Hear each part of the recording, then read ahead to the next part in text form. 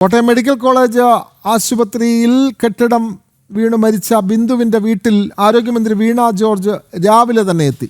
പ്രതിഷേധം ഭയന്ന് അതിരാവിലെയാണ് മന്ത്രി തലയോലപ്പറമ്പിലെ വീട്ടിലെത്തിയത്. വിവരങ്ങളുമായി മിഥുൻ അയ്യപ്പൻ ചേരുന്നു. മിഥുൻ, വളരെ പ്രതിഷേധങ്ങൾ നിലനിൽക്കുന്ന സമയത്താണ് ആരോഗ്യമന്ത്രി വീണ ജോർജ് ഇന്ന് രാവിലെ തലയോലപ്പറമ്പിൽ ബിന്ദുവിൻ്റെ വീട്ടിൽ എത്തുന്നത്. കുടുംബാംഗങ്ങളുമായി സംസാരിച്ചു. കുടുംബാംഗങ്ങൾ പ്രധാനമായും പറഞ്ഞത് മകൻ്റെ ജോലിയെ സംബന്ധിച്ചുള്ള കാര്യമാണ്. താൽക്കാലിക ജോലി നൽകാനുള്ള നീക്കത്തിൽ നിന്ന് സർക്കാർ പിന്മാറണം, സ്ഥിര ജോലി നൽകണം, ആ വീട്ടിൽ വേറെ വരുമാനമില്ല, ബിന്ദുവിനെ അടക്കാൻ പോലും മണ്ണ് അവർക്കുണ്ടായിരുന്നില്ല, ബന്ധുവിൻ്റെ വീട്ടുവളപ്പിലാണ് ബിന്ദുവിൻ്റെ സംസ്കാരം നടന്നത്, അത്ര പാവപ്പെട്ട ഒരു കുടുംബമാണത്. മന്ത്രി അവിടെ പ്രതിഷേധങ്ങൾ ഭയന്ന് രാവിലെ തന്നെ എത്തുന്നു, കുടുംബാംഗങ്ങളുമായി സംസാരിച്ചു മടങ്ങുന്നു. മുഖ്യമന്ത്രി മടങ്ങിയെത്തിയ ശേഷം ഇത്തരം കാര്യങ്ങളുടെ ഒരു തീരുമാനം ആകുമെന്നുള്ള ഉറപ്പും മന്ത്രി നൽകിയിട്ടുണ്ടല്ലോ. മിഥുൻ അയ്യപ്പൻ.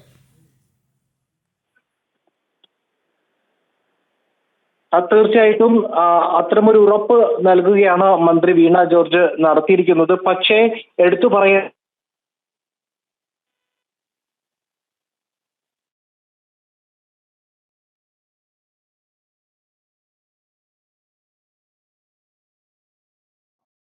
മിഥുൻ അയ്യപ്പൻ കേൾക്കാമെങ്കിൽ, മന്ത്രി വീണ ജോർജ് ഇന്ന് രാവിലെ തലയോലപ്പറമ്പിൽ ബിന്ദുവിൻ്റെ വീട്ടിൽ സന്ദർശനം നടത്തി. തുടരാം മിഥുൻ അയ്യപ്പൻ.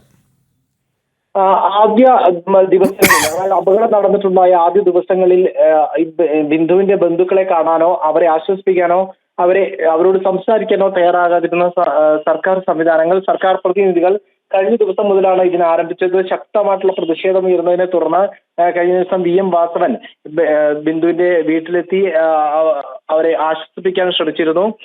ഇപ്പോൾ അതിനുശേഷം മന്ത്രിമാരായിട്ടുള്ള വീണ ജോർജും അതുപോലെ തന്നെ ഉന്നത വിദ്യാഭ്യാസ മന്ത്രി ബിന്ദുവും ഇവരെ ഫോണിൽ വിളിച്ച് സഹായങ്ങൾ വാഗ്ദാനം ചെയ്യുകയും എല്ലാം പിന്തുണ നൽകുകയും എല്ലാം ചെയ്തതിന് പിന്നാലെയാണ് ഇപ്പോൾ മൂന്നാം ദിവസം, ഈ സംഭവം നടന്നതിന് ശേഷമുള്ള മൂന്നാം ദിവസം അതിരാവിലെ മറ്റാരെയും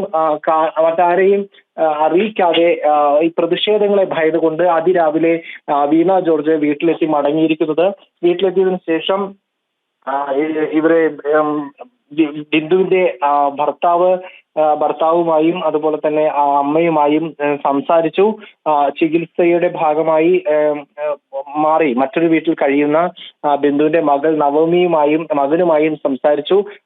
ബിന്ദുവിന്റെ ഭർത്താവ് ചില ആവശ്യങ്ങൾ മുന്നോട്ട് വെച്ചിട്ടുണ്ട്. ഒന്ന്, അവർക്ക് സാമ്പത്തിക സഹായം നൽകുന്നതുമായി ബന്ധപ്പെട്ടുള്ള ആവശ്യങ്ങൾ ഉണ്ടായിരുന്നു. ഒപ്പം തന്നെ മകന്റെ ജോലിയുമായി ബന്ധപ്പെട്ടുള്ള കാര്യങ്ങളായിരുന്നു ഏറ്റവും പ്രധാനപ്പെട്ട ഒരു കാര്യം. അത് നേരത്തെ കോട്ടയം മെഡിക്കൽ കോളേജിൽ തന്നെ മകന് ജോലി നൽകുമെന്നായിരുന്നു പ്രതിനിധികൾ പറഞ്ഞിരുന്നത്. പക്ഷേ അത്തരത്തിലല്ല. അമ്മ മരിച്ച അതേ ഇടത്ത് തന്നെ ജോലി ചെയ്യുന്നതിൽ മകന് മാനസികമായി ബുദ്ധിമുട്ടുന്നുണ്ട്. അതുകൊണ്ട് തന്നെ മറ്റൊരിടത്തേക്ക് ജോലി നൽകണം എന്നുള്ള ആ മകന്റെ യോഗ്യതയ്ക്കനുസരിച്ചുള്ള ജോലി നൽകണമെന്ന് ബിന്ദുവിന്റെ ഭർത്താവ് വിശ്രുതൻ വീണ ജോർജിനോട് ആവശ്യപ്പെട്ടിരിക്കുകയാണ്. അതിൽ വ്യക്തമാക്കിയിരിക്കുന്നത് താൽക്കാലിക ജോലി എന്നാണ് ഇപ്പോൾ പറഞ്ഞിരിക്കുന്നത്. സ്ഥിര ജോലിയുടെ കാര്യത്തിൽ തീരുമാനമാകണമെന്ന് ഇപ്പോൾ ഈ വീട്ടിലെത്തിയ മന്ത്രിയോട് അവർ പറയുകയുണ്ടായി. ഒപ്പം തന്നെ സാമ്പത്തിക സഹായം സംബന്ധിച്ചുള്ള കാര്യങ്ങളെല്ലാം, അതുപോലെ തന്നെ മറ്റു സഹായങ്ങളെല്ലാം തന്നെ സർക്കാർ ഒപ്പമുണ്ടെന്ന് നൽകും. അത് വൈകാതെ തന്നെ മുഖ്യമന്ത്രി അത് പ്രഖ്യാപിക്കുമെന്നാണ് വീണ ജോർജ് മറുപടി നൽകിയിരിക്കുന്നത്. ഒരു തരത്തിലും ബുദ്ധിമുട്ടുകളില്ല. എല്ലാ തരത്തിലുമുള്ള സഹായങ്ങളും പിന്തുണയും സർക്കാർ വാഗ്ദാനം ചെയ്യുന്നുണ്ട്. ഇത്തരത്തിൽ ഭയപ്പെടേണ്ട കാര്യങ്ങളൊന്നുമില്ലെന്നും എല്ലാ വിധത്തിലുള്ള തീരുമാനങ്ങളും സർക്കാർ എടുത്തിട്ടുണ്ടെന്നും അത് ഒരു മന്ത്രിസഭാ തീരുമാനത്തിന് ശേഷം, മന്ത്രിസഭ കൂടിയതിനു ശേഷം മുഖ്യമന്ത്രി തന്നെ അത് പ്രഖ്യാപിക്കുമെന്നും വ്യക്തമാക്കി. വീട് വെച്ച് നൽകുമെന്ന് ഉന്നത വിദ്യാഭ്യാസ മന്ത്രി ആർ ബിന്ദു ഇത്തരത്തിൽ ഫോണിലൂടെ ബന്ധപ്പെട്ട് പറഞ്ഞിരുന്നു. NSSുമായി ബന്ധപ്പെട്ടാണ് അതിന്റെ പ്രവർത്തനം നടത്തുക എന്ന് പറഞ്ഞിരുന്നു. എപ്പോൾ വീട് പണി പുനരാരംഭിക്കണമെന്ന് പറയുന്നുവോ ആ നിമിഷം തന്നെ വീട് പണി ആരംഭിക്കുമെന്നാണ് ഇപ്പോൾ മന്ത്രി അടക്കമുള്ളവർ ഇന്ന് നൽകിയിരിക്കുന്ന വാഗ്ദാനം. എടുത്തു പറയേണ്ടത് ആദ്യ ദിവസങ്ങളിൽ മന്ത്രിമാരാരും തന്നെ ഇങ്ങോട്ട് ഈ ബന്ധുക്കളുമായി സംസാരിച്ചിരുന്നില്ല.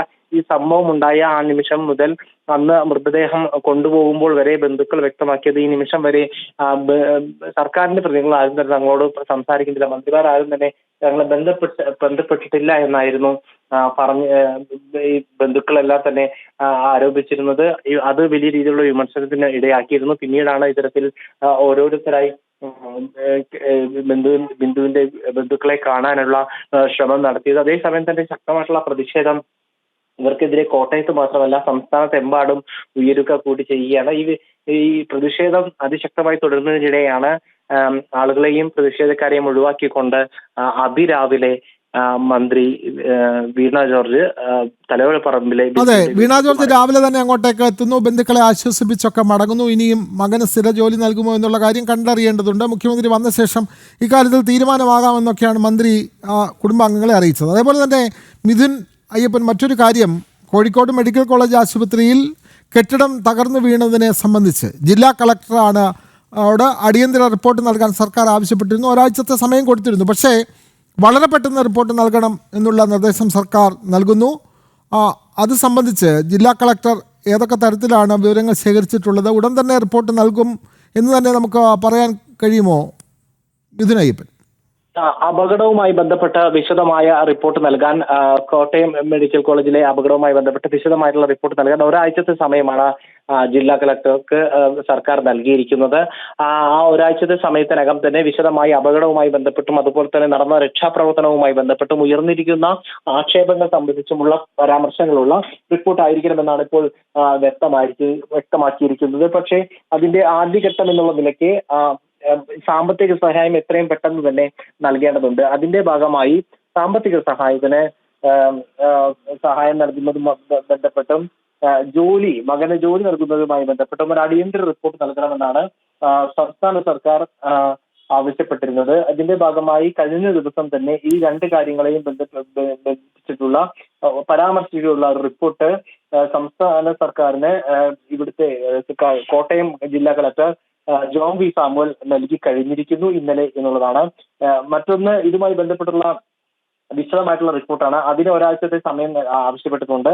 ഇപ്പോൾ ഈ കളക്ടർക്ക് ഇതുമായി ബന്ധപ്പെട്ടുള്ള വിശദമായിട്ടുള്ള സാങ്കേതിക വിഷയങ്ങളും അതുപോലെ തന്നെ സാങ്കേതികത്വങ്ങളും ഉൾപ്പെടുന്ന രീതിയിലുള്ള വിവരങ്ങൾ നൽകാൻ വേണ്ടി പൊതുമരാമത്ത് ബിൽഡിംഗ് വിഭാഗം അതുപോലെ തന്നെ ഇതുമായി ബന്ധപ്പെട്ടുള്ള മറ്റ് വിഭാഗങ്ങളുടെയും റിപ്പോർട്ടുകൾ അവരുടെയും ഫൈൻഡിങ്സുകൾ എത്രയും പെട്ടെന്ന് നൽകാൻ ജില്ലാ കളക്ടറാണ് മറ്റു വകുപ്പുകൾക്ക് നിർദ്ദേശം നൽകിയിരിക്കുന്നത്. ആ റിപ്പോർട്ട് നൽകിയതിനു ശേഷം അത് ഈ ഒരാഴ്ചക്കകം നൽകേണ്ട വിശദമായിട്ടുള്ള റിപ്പോർട്ടിന്റെ ഭാഗമായാണ് ഇപ്പോൾ ഇത്തരമായ കാര്യങ്ങൾ ജില്ലാ കളക്ടർ ആവശ്യപ്പെട്ടിരിക്കുന്നത്.